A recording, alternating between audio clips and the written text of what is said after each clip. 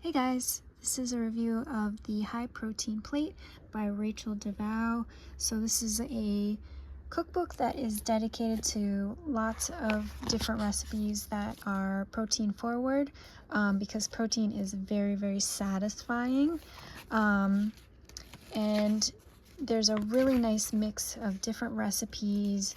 She does include some little tips if you're going to be doing like meal prepping and storage and how to reheat it.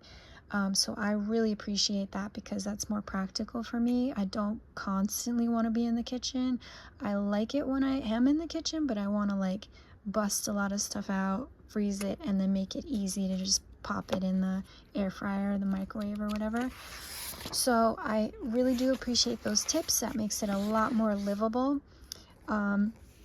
She has a protein smoothie section. It's just a few, but it really kind of like covers your bases when it comes to like what kind of mood am I in? Am I in like, like a fruity mood?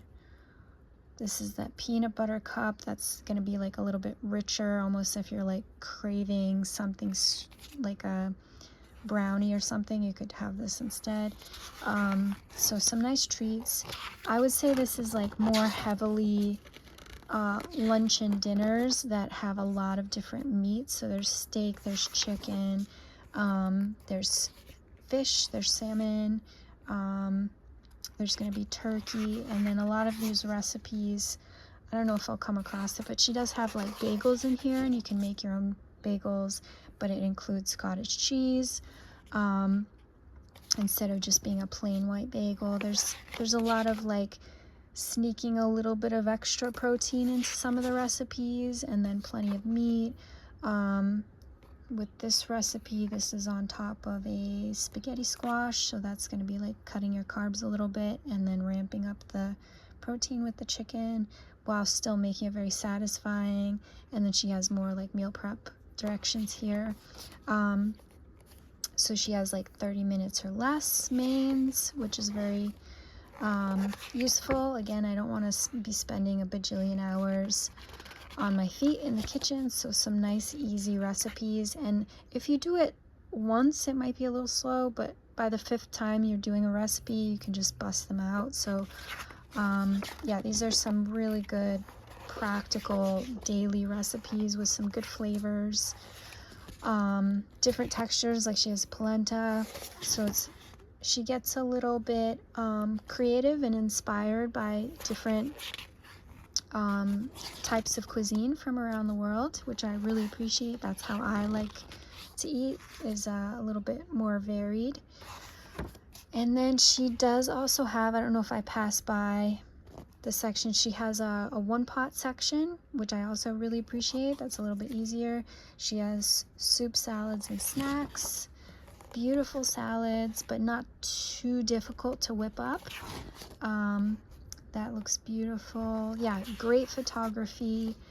And I eat with my eyes. Like I get excited with my eyeballs, so I need cookbooks that have plenty of photos. That's really important to me.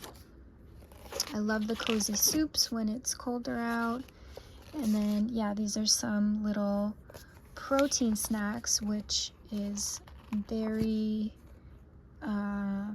yeah, that's where I go crazy, is when I'm snacking. That's when I can like sneak in a ton of calories that aren't very satisfying. I can just like pound down like 1,000, 2,000 calories in snacks. So to have these really satisfying, like these are some protein balls. It has like protein powder, and almond flour. So she's getting ingredients in there that are going to help you with your protein, but still be like a fun, satisfying treat. Got that chicken, queso dip.